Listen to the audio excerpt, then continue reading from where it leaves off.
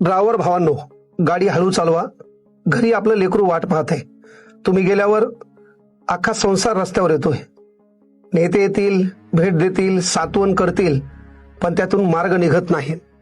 परभणी आणि हिंगोली या दोघांना जोडणारा येलदरी मधला हा पूल, इकडून वाहन आलं तर याला थांबावं लागतंय आणि इकडून हा गेला त्याला थांबावं लागतंय.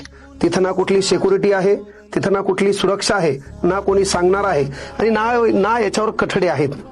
कठडे गायब झाले, पुलं गायब झाले, रोड गायब झाले. मात्र नेत्याला काही त्याचं तळमळ पटली नाही. त्या नेत्याला कोणीही मरो त्याचं काही घेणं देणं नसते. आणि काल असंच एक गोरगरिबाचा अंकुश शिंदे नावाचा ड्रायव्हर पिकअप सहित पाण्यामध्ये बुडून मरण पावला. तो मरण पावला. लोकांनी हळहळ केली, अनेकांनी स्टोरी ठेवली, अनेकांनी स्टेटस ठेवलं, पण खऱ्या अर्थानं त्याच्या घरच्याला न्याय मिळणार का, हा फार मोठा प्रश्न आहे. म्हणून भावांनो, तुम्हाला गडबड आहे, तुम्हाला लवकर त्या ठिकाणी पोहोचायचे, पण त्या लवकर पोहोचण्याच्या नादात तुम्ही घरी कधी पोहोचणारच नाही याची काळजी पण घेऊन आपलं वाहन आणि आपली काळजी घ्या. घरी लेक आहे, घरी पोरग आहे, घरी एक बायको आहे, पत्राचं घर आहे, 15-16 हजाराचा पगार आहे आणि त्याच्यातून घराचा प्रपंच आहे.